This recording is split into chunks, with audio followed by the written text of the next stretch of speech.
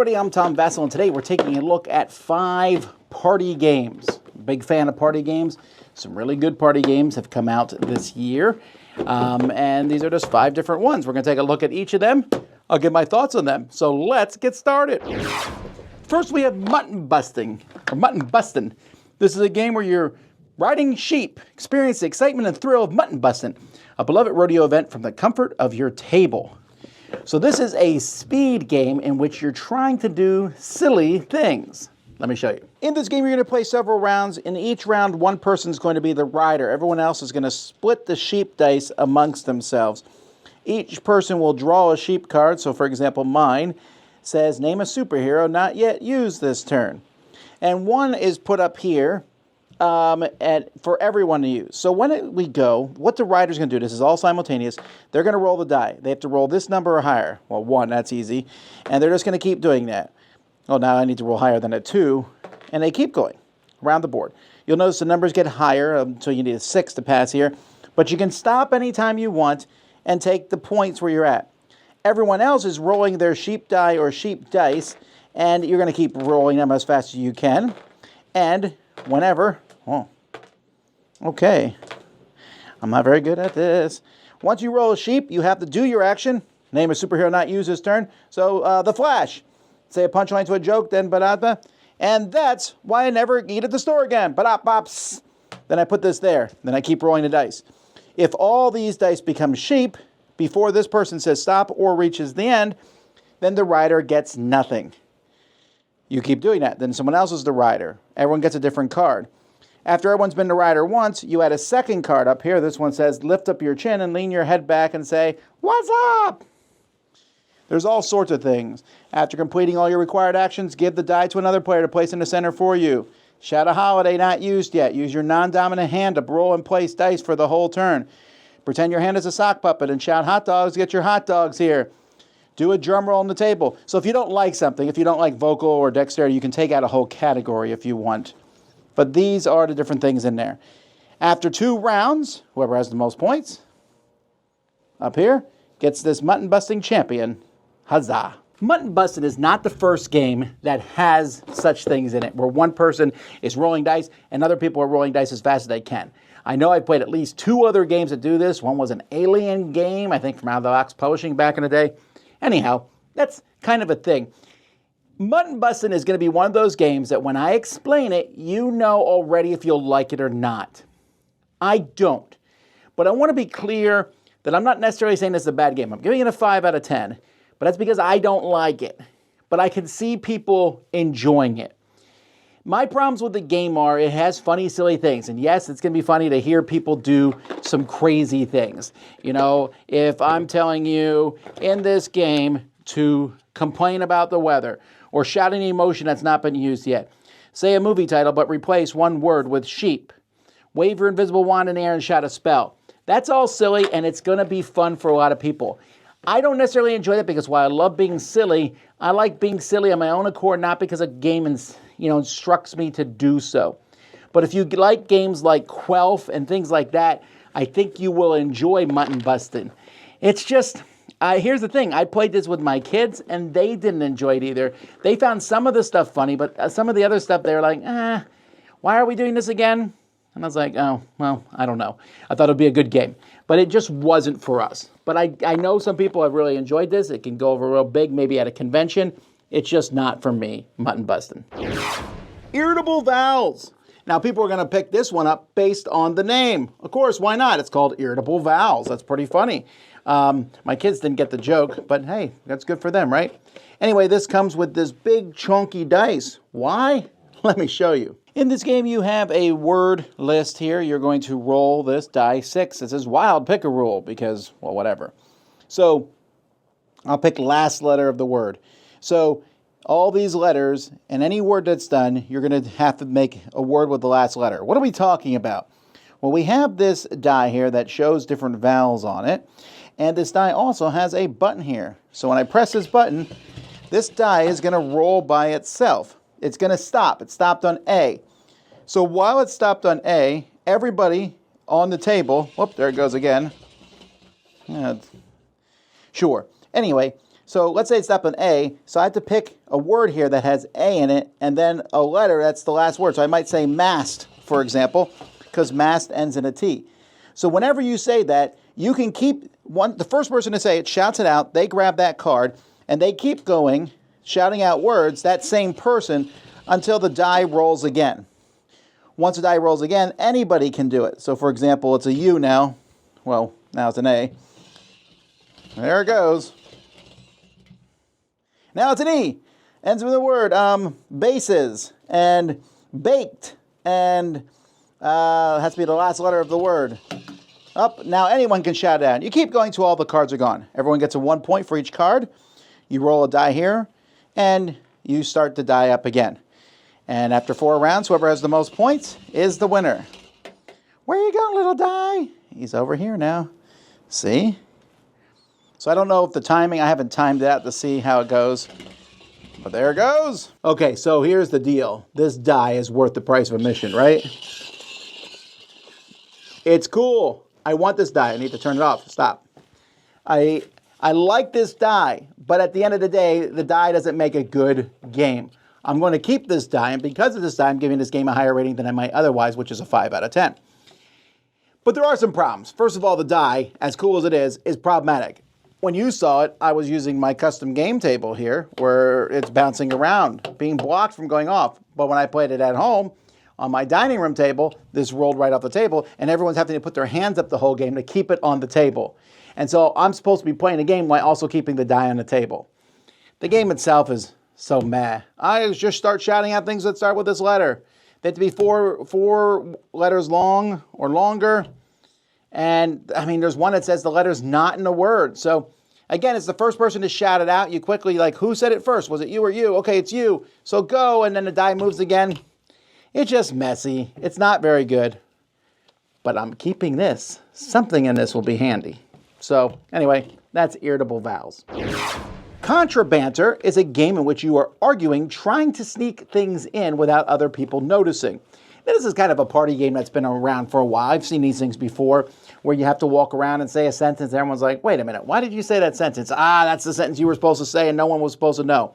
That's what this game is. So there's nothing quite new about this, but let's take a look. Each round of the game, players are going to get 3 secret words. So here we have munch, boast, and oppress. You can also use the red sides. You decide at the beginning of the game which words you're going to use. And your opponents, for each round of the game, are going to give you a prompt. So they'll have a prompt card, and they're going to ask you a question. What was your childhood home like?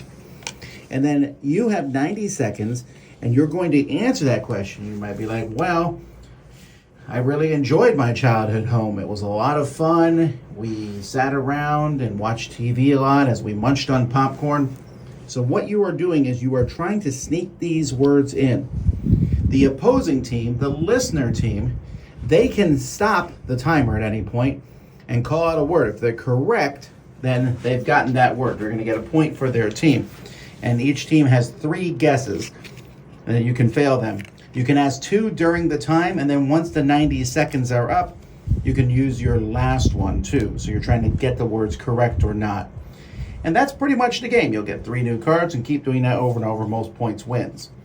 There's also some marked cards you can play where you turn over a card and nobody can say that word at any point. So that one is yes. Here we have only. And there's lots of different cards in here. Stream, chorus, goof, mother, instrument, timely. Proper names are allowed. You're allowed to use homonyms. It could be part of a word. But it has to be clear. The other people have to be able to understand the words, and it has to make sense in the context of the question. That's how you play. I enjoy Contra Banter. I find it to be a pleasant undertaking, but I can't give it a seal of approval. It's a 6.5. It's close. The reason I can't is because the game is too easily busted. And it's not even busted by someone trying to break the game. A lot of party games don't work if someone plays them not the way they're supposed to be played and they're just trying to win. But in this one, you are trying to win. And so if my word is giraffe, well, I can say, man, I went to the zoo and I saw a hippopotamus, an elephant, a giraffe, a bear, and a lion. And I just said a bunch of words that you don't know which one they are. So that's what you do in this game. You just add a bunch of other words, And so the person they're guessing, they're just kind of guessing. They're like, well, there was 3 words you would never use. Pick one of them. And that's what it comes down to every time. And then some people are just really bad at it. But I do enjoy the conversations. I do enjoy going back and forth and answering the question, and you're like, and I did this and this and this, and I'm cognizant of that fact. And the person's like, cognizant? Why would you say that? That's got to be the word. No, they wouldn't put a word that long in the game. So it's enjoyable. I don't know that it's one that I would buy. And like I said, this is not particularly a new concept. There's a lot of games that have done this before. And yeah, so it's close, and it might work for some bigger parties, but not for me. Contra Banter. Betrayal, Deck of Lost Souls. This is the card game version, supposedly, of Betrayal at the House on the Hill, where it's using the same stuff here from Hasbro, Avalon Hill, and it has these really beautiful foil embossed cards. Let's take a look. In this game, there is a bunch of curses. They're numbered from 1 to 6. They'll be out in a line in the middle of the table. And players are going to be secretly given some cards. You are either going to be an explorer, but one person is the traitor. One of these is the actual curse. And that's going to happen because as the game goes by, players are going to be putting cards next to one, and whatever one has the most cards is the actual curse. And then players need to have the items on this to defeat that curse. Each player is going to take one of these very embossed. I've turned the lights down in this room, and these are still shiny as all get out. You're also going to have some cards in your hand. You'll have some different items that you'll have. And you will also have these cards here, different omens, minor and major omens. So on a player's turn, they're going to draw an item, or they can give an item to someone else. If at any point you run out of item cards and someone's forced to play a major, one of these major things here, then the traitor will win. The traitor also wins if you can't defeat that curse. But what's going to happen is, on a player's turn, they're going to, after they do that, something with the action card, they're going to play one of these minor omens, and a minor omen will tell you what icons it needs to defeat it. So it requires, for example here, the speaking trumpet or the physician's bag. And then, so everyone's going to go around. If you have one of those in your hand, spirit, ceramic hand grenade, crescent moon sickle, and some of these you can't even play anyway. So for example here, this crescent moon sickle can only be played in front of me if I'm one of the players. Well, which players is that? Well, it shows green and brown. It's those symbols. The green is the soldier here. Okay, that one matches. And then the brown one here is the merchant. Those symbols match. You can barely read these symbols, and there is a lot of that. This is showing specific symbols, and it's really hard to match them up. I want to be really clear that that alone makes this game nigh unplayable. I have some pretty decent lighting on the board right now. You play this in anything less than that, and it's almost impossible to match these. But if you beat it, then it will do something. So this says draw an item. If you have a minor omen, draw another minor omen, then discard one. But if you fail it, you don't have the things, discard item in your hand or revealed in front of you. And that's going to keep going on. Like I said, sometimes they'll say something to the effect of, place this in front of one of the curses. For example, this one here, the Blood Rain, it requires a crucible, and if you have it, place it next to the Gates of Asylum or Star-Crossed Desire.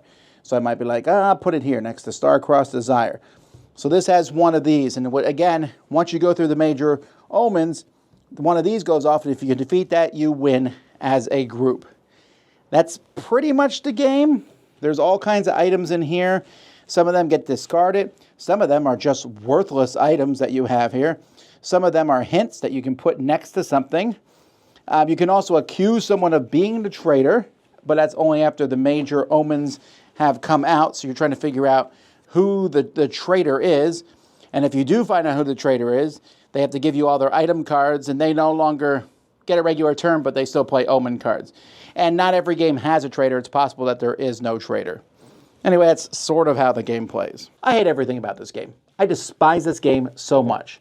They give you a reference card here that has all the different icons on it, and they tell you what the different things are.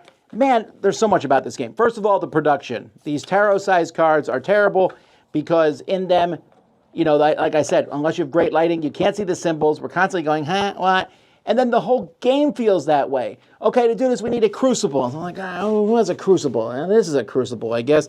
Oh, I can't even play this. I'm not that character. Okay, I can play this. Should we use it? I don't know. Ooh, and it says, put this on curse 1 or curse 2. I guess I'll put it on curse 1 because I have no idea what cards I'm going to have in my hand at the end of the game. Oh, I hate this. I hate the fact that the trader has no idea what they're doing. The people who are good have no idea what they're doing. You're trying to stop these omens from going off, and you just are like trying to limp along. And so I'll tell you what. This game is like a bad version of Kinfire Delve, which is I'm playing a bunch of cards, but it's fast and smooth. This one's like playing cards are clunky. I don't know with this one. I can't do that. I got cards that don't do anything. You don't want to run out of cards. The turn order structure is weird because you can put a card in front of you or give a card to somebody else or draw a card, then discard one unless you don't have any, in which you get to keep the card. So how do I get more cards? Well, I got to do omens. So we put the cards out. We all argue over who does it. And we're trying to figure out which of these curses is the final mystery. And everyone hates that. 2 out of 10. Don't like it at all. That Escalated Quickly is a game from the folks who made Exploding Kittens, which would explain the very weird cover. That Escalated Quickly is a game where you're working together to put observed things in the right order. That's a tagline for it. Let's take a look at it. Each round of the game, one person is the organizer. They're going to have a question. I lost my wallet at a street fair. How? They'll then shuffle this and everyone gets a number. So mine is 1. So least likely it was a scam. Most likely it was a scam. And so after everyone gets a number, so the next person has a 3 or whatever, I might say, oh, I fell into the water. So that's probably not a scam. And someone else who has a 10, maybe they would say, a guy walked up and asked if he could examine it, and I think he accidentally took it with him. Or whatever it might be. There's all kinds of questions. Zombies are attacking, I can only use something from this room to stop them in this room. Or I'm at the airport and security opens my bag to look at something inside. What is it? And a 1, it might be they open it up to look at a board game. And 10, they found my bomb. Whatever it might be, more questions. I created an interesting new perfume scent. What is it? I left my pet at home alone while I'm on a date. What do I see when I check the pet cam? I'm stuck. Where am I? I bought an old safe at an antique shop. My partner and I are expecting a child. How do we reveal the baby's gender? My parents calling at me asking for computer help. What's the issue? And so this is from least ridiculous to most ridiculous. And so once you have all these things that are said, then the person organizing them asks someone for their card. I'll be like, Jim, give me your card. Jim gives me his card. It's an 8. And I'll say, Mary, give me your card. Mary gives me her card. It's a 3. Nope. I need to get them from smallest to largest. Now, if you're playing with a larger group of people, I think 5 or more, you're allowed 1 mistake. But otherwise, the card that you were working on goes to bad cards. If you have no mistakes, it goes to good cards. And your goal is to get 3 in the good card pile before you get them in the bad card pile. And that's the game. 3 good cards, you all win. 3 bad cards, everyone loses. That Escalated Quickly is a very enjoyable game. I give it a 7.5. This is fun because you're asking silly things. I'm baking cookies. What are the ingredients? Tastiest to grossest. This works really well with kids. Kids are going to have a fun time saying things. And then the one person's putting them in order. Everyone can kind of give input, but you decide the order they go in. Now, I want to be frank with you all. There's a game called Ito that I played that's very similar to this.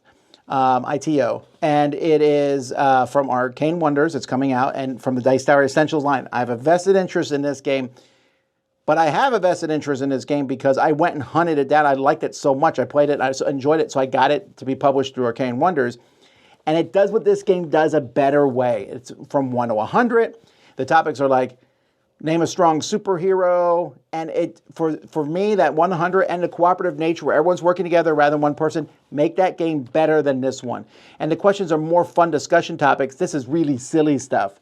I can see some people liking this one better, possibly. I just want to mention that they're similar games. But I still enjoy this. The box is not a great box. And, again, it's kind of silly. And again, that 1 through 10 feels kind of constrictive. But I can see a lot of people enjoying it. And I had fun playing it. That Escalated Quickly. And there you go. 1 game I like. 4, some okay. And then 1 I despise. But those are some party games. Tell me what you think of these games. Tell other people. If I made a mistake, let people know in the comments. I'm Tom Vasel, and you've been watching the Dice Tower.